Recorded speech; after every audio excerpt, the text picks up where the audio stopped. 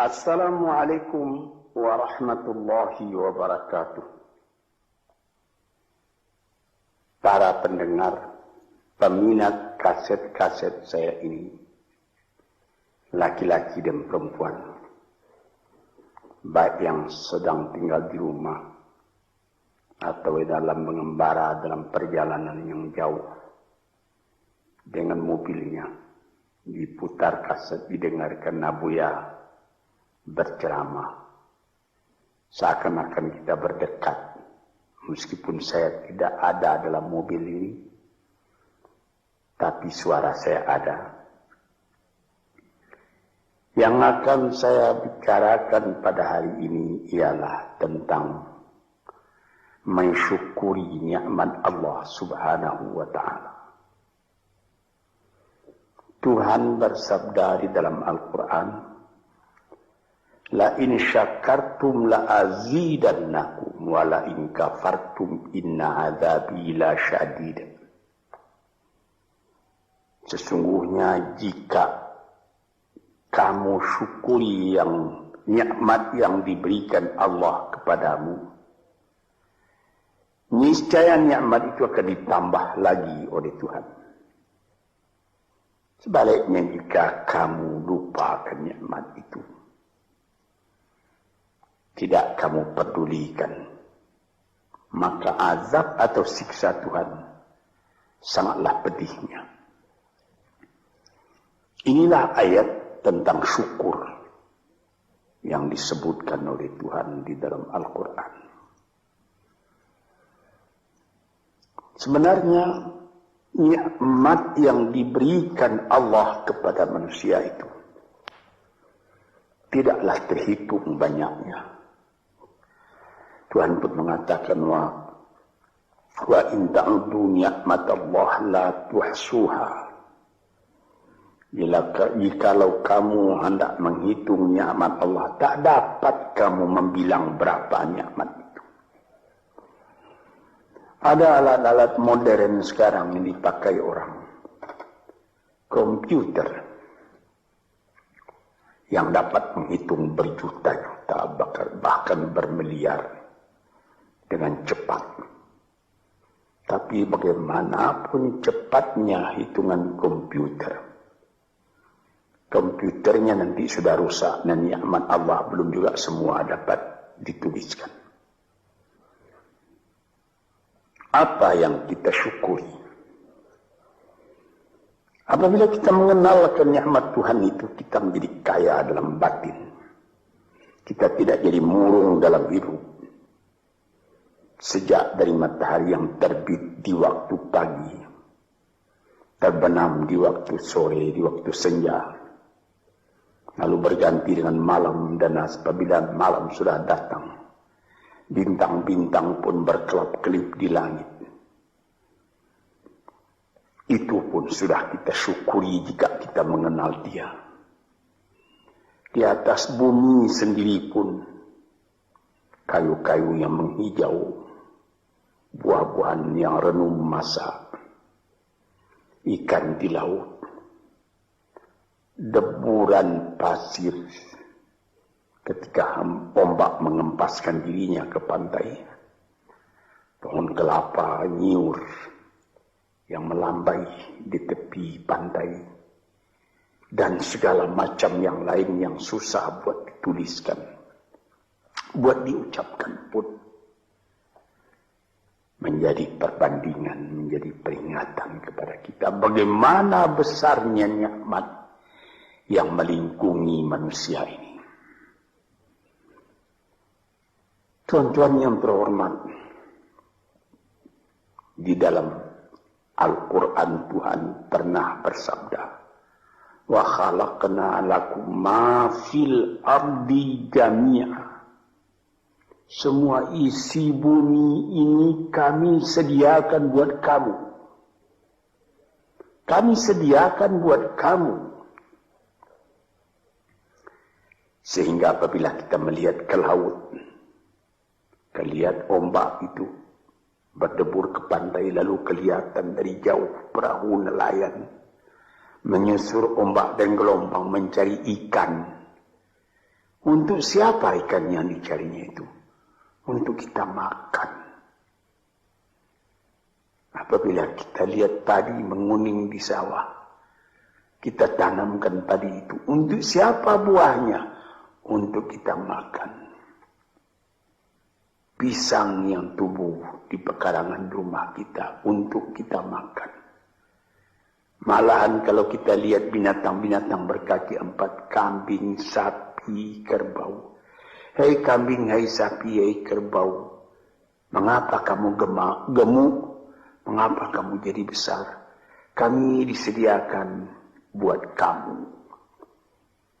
Buat kamu. Payahlah menghitungnya. Sampai kepada buah-buahan yang ada, mangga, rambutan, durian, makanan-makanan yang lain-lain, lazat dimakan oleh manusia. Kalau sekiranya kita tanyai dan mereka dapat menjawab, tentu jawabnya akan sama semua, buat kamu. Inilah nikmat oleh Allah Subhanahu wa ta'ala. Wa sakhkhara lakum ma fil ardi. Dan segala isi bumi ini disediakan buat kamu. Di sini kita merasa dalam hati syukur. Allah Ta'ala pun beri peringatan kepada kita. Walaqad karramna bani Adam wa hamalnahum fil barri wal bahri warazaqnahum minat tayyibat wa faddalnahum ala kathirin mimman khalaqna tafdila. 4. Katanya, hai anak Adam, kami muliakan kamu di muka bumi ini. Kami angkat kamu di laut dan di darat. Di laut dengan kapal, di darat dengan kendaraan. Malah sampai sekarang di udara diangkat manusia. Dan diberikan rezeki. Padi menguning, buah-buahan. Yang manis-manisnya pun bermacam kemanisan. Dan diberikan lagi peringatan bahwa dari binatang yang lain, manusia lebih utama. Dijadikan Allah Ta'ala bermacam-macam binatang, bermacam-macam margastawa yang ada di muka bumi ini. Manusia juga yang lebih tinggi daripada semua itu. Dan sebagai patri daripada segala nikmat yang ada itu, diutus Tuhan pula, utusan-utusannya terdiri daripada bangsa manusia sendiri. Nabi-nabi dan rasul-rasul sejak dari zaman Nabi Adam, Nuh, Idris, Hud, Salih, Ishaq, Yaqub, Yusuf, Daud, Sulaiman, Zakaria, Yahya, Isa, Musa, dan lain-lain. Harun, dan lain-lain. Sampai kepada Nabi Muhammad SAW. Tanda cinta manusia itu sempurna kepada manusia. Cinta Allah kepada manusia itu sempurna. Dikirim manusia sendiri buat menyampaikan bagaimana manusia tadi supaya selamat dalam kehidupannya. Dan diberi peringatan kepada manusia bahwa hidup itu bukan sekedar yang sekarang saja. Sesudah hidup yang sekarang ada lagi hidup yang lain. Hidup yang akan datang yang lebih kekal daripada hidup yang sekarang. Hidup yang sekarang ini disebut al-hayatul faniyah. Hidup yang fana. Kelihatan sebentar, kemudian hilang. Sesudah hilang tak kembali lagi. Tapi nanti disambut dengan al-hayatul baqiyah. Hidup yang kekal. Disitulah kehidupan yang sejati. Kita kembali kepada yang tadi. Mengenal hidup yang seperti ini saja sudah patut disyukuri. Kalau kita tidak mengenal hakikat dari kehidupan itu, apalah ubah kita dengan binatang? Tuhan pernah bersabda dalam Al-Quran. Dia katakan, walaqad zara'na li jahannama katsiran minal jinni wal insi lahum qulubun la yafqahuna biha wa lahum adhanun la yasma'una biha wa lahum a'yunun la yubsiruna biha wa lahum adhanun la yasma'una biha ulaika kal an'am bal hum adall wa ulaika humul ghafilun. Akan kami lemparkan kepada neraka kesengsaraan, api neraka jahanam. Manusia, dia berhati tapi tidak memperhatikan, dia bermata tak melihat, dia berkuping tak mendengar. Apalah ubahnya manusia demikian itu dengan binatang, bahkan lebih lagi sesatnya dari binatang. Sebab binatang kalau dia tidak berpakaian, tidak ada orang menyalahkan. Tidak ada kata salah, kata benar dan salah pada binatang. Sebab itu maka manusia yang tidak mempergunakan hatinya, matanya, telinganya, lebih hina dari binatang. Dan mereka itulah orang yang lalai, tak memperhatikan hakikat dari kehidupan itu. Maka tanda syukur kita kepada Allah, kenallah dirimu dan kenallah hidupmu. Dari mana engkau datang? Di mana engkau sekarang? Kemana engkau pergi lagi sesudah ini? Kambing, sapi, kerbau tidak membicarakan ini. Dia cuma memikirkan makan. Manusia disuruh memikirkan ini. Taruhlah manusia itu tidak ada nabi, tidak ada utusan dari Allah datang. Akalnya sendiri pun di dalam kehidupan itu hendak mencari juga jalan yang baik, hendak menjauhi juga jalan yang buruk. Tak ada orang yang menyukai yang buruk dalam hidup. Walaupun orang yang telah terlanjur berbuat buruk sekalipun dia menyesali karena dia tidak dapat menahan dirinya. Sebab itu maka bersyukurlah kita kepada Allah. Kehidupan kita itu tidak disia-siakan, tidak disia-siakan oleh Allah. Ya sabul insanu ayyutraka sudah. Apakah manusia menyangka bahwa dia akan dibiarkan saja, tidak terpelihara, berjalan tidak tentu arah? Tidak. Tidak. Sejak dari masa dalam menjadi nutfah lagi, sampai menjadi insan sudah menjadi fikiran kita. Bagaimana keindahan Allah menjadikan kita. Nah, sebab itu maka dikatakan, bersyukurlah, syukurilah nikmat Allah itu. Sekarang timbul pertanyaan, bagaimana yang dimaksud dengan syukur itu? Saya pertalikan sedikit dengan falsafah.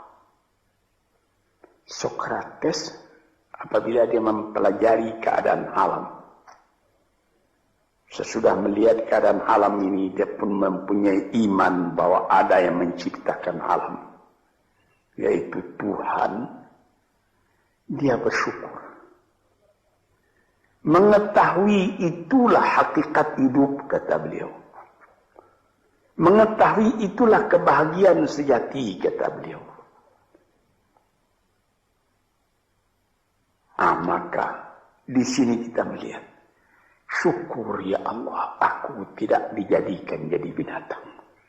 Syukur ya Allah, aku tidak jadikan manusia yang sia-sia. Syukur ya Allah, aku terjadi dalam keadaan seperti ini. Sehingga aku tahu yang hak, tahu yang batil, tahu yang buruk, tahu yang baik. Tahu dari mana asal perjalanan ini, dan tahu pula kemana tujuan perjalanan ini. Syukur kepada Allah karena kita tahu Kita datang ke dunia cuma sekali. Sepintas, sekejap mata dibandingkan dengan umurnya dunia. Taruhlah orang berumur 100 tahun yang paling panjang. Tapi apalah artinya 100 tahun? Dengan umur dunia yang sudah miliar tahun. Dan apabila kita mati pun, dunia pun akan tinggal sepeninggal kita. Entah berapa juta tahun lagi, tidak tahulah. Sepintas zaman kita lalu ke dunia ini. Kita bersyukur karena kita diberi ingat. Yang sepintas zaman, yang sekejap mata itu harus kita isi. Sehingga setelah badan kita hancur di dalam bumi, kita masih hidup. Ini, saudara-saudara pendengar yang terhormat, kita sudah mati hancur di kandung tanah, tapi masih hidup. Ada orang yang berumur sampai 100 tahun misalnya, atau lebih sedikit, tidak pula banyak lebihnya itu. Belum saya mendengar berita di dunia ada orang yang berumur 200 tahun, tidak. Paling banyak ya 120, 130 tahun, itu pun sudah lemah. Nah, dalam umur yang sekian pendeknya kita lalui di dunia, dia bisa kita panjangkan. Dengan apa? Dengan sebutan, dengan amal, dengan bekas tangan, dengan iman dan amal saleh. Sesuai dengan apa yang disebut di dalam pantun Melayu, Pulau Pandan jauh di tengah. Di balik Pulau Angsa Dua, hancur badan di kandung tanah. Budi yang baik terkenang jua. Ada juga satu syair daripada Syauqibai, penyair Arab Mesir yang terkenal. Ihfaz li nafsika qabla mautika zikraha, fadzikru lil insani umrun thani. Sebelum engkau mati, peliharalah sebutan dirimu yang akan dikenang orang daripada dirimu. Karena kenangan atas ketika hidup yang dulu itu adalah umur yang kedua kali bagi manusia. Banyak orang yang setelah dimasukkan ke dalam kubur, masuk, sudah ditimbun kubur tadi, orang pun pulang ke rumah. Sebutan orang tadi keluar dari kuburnya. Tiap hari dia keluar. 1 tahun, 2 tahun, 10 tahun, 100 tahun. Malah ada yang beribu tahun. Nabi kita Muhammad sallallahu alaihi wasallam umurnya cuma 64 tahun. Tapi beliau sampai sekarang sudah 1400 tahun. Masih seperti kemarin saja hidup beliau itu menjadi sebutan siang malam. Inilah maksudnya yang dikatakan orang yang sesudah mati dia hidup kembali lebih panjang umurnya. 64 tahun dibandingkan dengan 1400 tahun. Dan selama azan masih kedengaran di puncak menara, entah ratusan ribu tahun lagi, itu nama akan tetap hidup. Ini yang kita syukuri kepada Tuhan. Sebaliknya, setelah kita sebutkan bagaimana syukur atas nikmat yang diberikan Allah, sebaliknya ada orang yang tidak berterima kasih sedikit juga kepada Tuhan, melainkan mengomel terus bagaimanapun banyaknya nikmat yang dia terima. Maka pada ujung ayat tadi dikatakan, wala in kafartum inna azabi la syadid. Kalau kamu masih mengingkari nikmat Tuhan itu, maka siksaan Tuhan amatlah pedihnya kepada dirimu. Memang banyak sekali manusia Sudah ada nikmat datang, dia tidak memperdulikan nikmat itu, dia masih mengomel saja. Kita misalkan, ada seorang perempuan bertandang ke rumah sahabatnya perempuan yang lain. Sesampai di rumah tadi dilihatnya, senang dia melihat bagaimana keadaan rumah itu. Dilihatnya ada televisi terletak, ada radio, ada CC, kursi-kursi bagus, ada lagi perhiasan-perhiasan yang lain. Tanda dia bergembira, dia bilang, syukur saudara atau saudari, ada radionya nih, ada televisinya ini, ada lagi CC-nya model betul ini. Furniture di mana ini yang menyediakan? Disambutnya, televisinya sudah model, ketinggalan model ini 10 tahun yang lalu. Radionya sudah bahula ini. CC-nya juga begitu. Ada yang model sekarang, yang model baru. Saya sudah ketinggalan zaman ini. Ini misalnya. Nikmat yang telah ada itu tidak disyukurinya, melainkan diomelinya. Ini banyak manusia yang seperti ini. Sebagaimana pernah saya katakan dalam kaset ini, inilah orang yang wa nafsin wa min nafsin la tashba, jiwa yang tidak pernah merasa kenyang, tamak terus. Orang seperti ini kalau dia ditimpa oleh kesusahan, akan seperti cacing tanah panas orang seperti itu. Sebab dia tidak pernah bersyukur kepada Tuhan. Dapat percobaan sedikit sudah gelisah, sudah seperti terbakar dirinya. Dia tidak akan merasakan nikmat hidup walaupun bertimpa nikmat dalam rumahnya, dia tidak akan merasakan nikmat hidup. Inilah orang yang pada penglihatan orang lain dia kaya, tetapi dialah orang yang paling miskin. Sebab disebutkan oleh ahli-ahli falsafat, siapa orang yang miskin di dunia ini? Orang yang terlalu banyak kehendaknya, itu orang yang miskin. Siapa orang yang kaya di dunia ini? Yang merasa cukup dengan apa yang ada. Dia bersyukur atas yang ada. Bukan berarti dia menolak yang tidak ada. Kalau ada, syukur. Kalau belum ada, sabar. Jadi, syukur itu ada imbangan, yaitu sabar dan syukur. Syukur ketika nikmat datang, sabar seketika nikmat pergi atau hilang atau rusak. Sebab apabila sabar, itu pikiran tenang.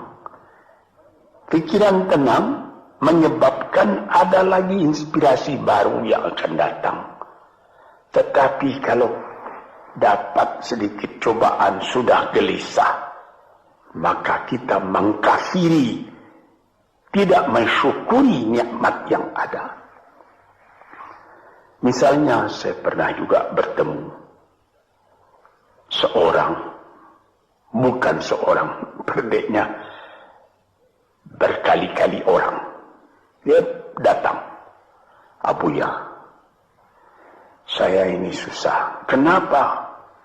Ya Buya mengatakan kalau kita suka-suka bertahajud, suka beribadat dengan setia, nanti apa yang kita minta dapat dikabulkan oleh Tuhan. Saya sudah 4 tahun tahajud saja saban malam, tidak dikasih apa-apa. Ini orang tidak bersyukur. 4 tahun dia bertahajud terus menerus. Dengan apa dia bertelanjang? Tidak pakai mukena. Berapa dibeli mukena itu? Lampunya terang. Berapa ongkos lampunya? 4 tahun sakit tidak. Makan enak juga saban hari. Cuma permintaan belum dikabulkan. Nikmat yang ada dalam tangannya dia lupa karena mengharapkan nikmat akan datang. Inilah orang. Wa ila in kafartum inna azabi lasyadid. Kalau kamu lupa kepada nikmatku, azabmu yang akan kamu derita lebih sakit lagi. Misalnya tadi itu, saya sudah bertahajud sekian tahun, tapi permintaan saya tidak dikabulkan. Berfikirlah sedikit. Itu namanya perkataan kan kurang sopan kepada Tuhan. Seakan-akan kita yang menentukan, Tuhan, mari sini, kasih saya. Seperti begitu kita kepada Tuhan. Padahal bukan karena mengharapkan diberi apa-apa itu yang menjadi pokok. Kita sebagai hamba Allah dihidupkan di dunia ini buat apa? Di dalam Quran dikatakan, "Ma khalaqtul jinna wal insa illa liya'budun." Tidaklah aku jadikan jin dan manusia malaikat untuk beribadat kepadaku. Jadi artinya bukan 4 tahun. Selama hidup hendaknya kita beribadat kepada Tuhan. Bukan mengharapkan apa-apa, karena yang ada ini sudah harapan kita. Yang ada disyukuri. Ini satu contoh. Saya ingatkan. Apa maksudnya? Inna azabi lasyadid. Orang yang lupa kepada nikmat Allah, nikmatnya Allah dia lupakan, dia tidak bersyukur, siksaan datang. Siksaan apa? Gelisah hatinya selalu. Itu siksaan, itu gelisah. Sudah dapat mobil. Apa merek mobil? Mereknya Holden. Ya, tapi baru dipakainya 2-3 hari. Ya, tapi sekarang ada lagi ini Holden. Mau pakai Mercedes Benz. Pakai apa lagi? BMW, Volvo, macam-macam. Macam-macam pikirannya itu sudah siksaan buat dia. Padahal bukan pula dilarang mencita-cita yang baru itu. Bukan dilarang. Tapi berpikirlah dengan wajar yang akan datang disyukuri. Yang telah ada ini lebih disyukuri lagi. Orang gelisah karena mengharapkan yang baru. Dia lupa keadaan kekayaan yang ada pada dirinya sendiri. Cobalah. Kita kaya. Mobil ada. Rumah besar. Ini cukup. Tapi badan sakit. Bagaimana? Saya teringat salah seorang sahabat saya telah meninggal. Itu terkenal orang kaya besar. Bapak Rahman Tamin. Dia di rumah sakit. Dia ketika itu baru saja membuka pabrik tekstil di Surabaya. Jadi, bukan main dia terkenal. Jadi ketika dia sakit, saya pergi melihat dia. Sekarang saya mengerti, katanya, apalah arti kekayaan saya yang banyak itu, katanya. Yang penting sekarang ini bagi saya sehat. Ini perkataan dari seorang mukmin yang mengetahui berapa nikmat Allah. Tapi nikmat yang paling besar itu kesehatan, bukan kekayaan. Dia berdoa kepada Tuhan, dia beribadat. Dia minta, ya Allah, sehatkanlah badanku atau tetapkanlah imanku. Ini saya pernah melihat. Di sini kita melihat bahwa kesehatan badan adalah kekayaan yang tidak ada nilainya. Walaupun engkau tidak mempunyai banyak kekayaan, tapi badanmu sehat, kekayaan berjuta-juta itu. Engkau tidak banyak kekayaan, tetapi engkau makan enak. Pernah saya juga berjalan-jalan dengan seorang teman orang kaya, naik mobil lalu di dekat sawah, orang-orang bekerja sawah. Ketika itu hari kira-kira pukul 12:30 hari, saya melihat bagaimana sesudah membajak sawahnya, orang yang punya sawah tadi makan, dibawakan oleh istrinya dari kampung di dalam besek nasi yang akan dimakan oleh suaminya, dimakan oleh suaminya itu. Sehingga kawan saya yang punya mobil tadi menjadi dalam hatinya itu seakan-akan iri. Saya yang tinggal di gedung besar, di rumah besar, mempunyai mobil beginian, tidak merasa enak makan seperti itu. Coba Tuhan, berapa nikmat Allah. Maka itu kita kembali kepada pangkal kaji tadi. Wa in syakartum la azidannakum. Apa nikmat yang telah diberikan oleh Allah Ta'ala, syukurilah. Apabila itu engkau syukuri, badanmu sehat, hatimu senang, dadamu lapang. Dalam hal itu insyaAllah Tuhan memberikan lagi tambahan nikmat itu. Wala in kafartum, tetapi jikalau engkau lupakan nikmat itu, itu namanya sama dengan kafir. Melupakan nikmat itu sama kafir. Sebab kafir itu ada namanya kafir inad, kafir juhud, kafir nikmat. Kafir inad artinya keras kepala. Kafir juhud, ingkar, tak mau percaya. Kafir nikmat, nikmat Tuhan telah datang, lupa nikmat itu. Itu juga termasuk kafir namanya. Kalau kita lupakan nikmat itu, maka kita sudah meracun diri sendiri. Makan tak enak lagi. Mengapa? Ya habis. Rumah sewa saya sudah 40 pintu banyaknya. Tapi yang di sana tidak dibayar orang, di sana itu hampir terbakar rusak. Jadi berapa? Ada 2 rumah. Jadi yang 30 bagaimana? Lupa itu. Inilah beberapa contoh daripada orang yang memungkiri nikmat Allah. Itu juga merubah kepada rupa muka kita. Orang yang selalu tidak puas, walaupun dia punya kekayaan sudah berlimpah-limpah, tapi rasa syukurnya tidak ada, makannya pun tidak enak.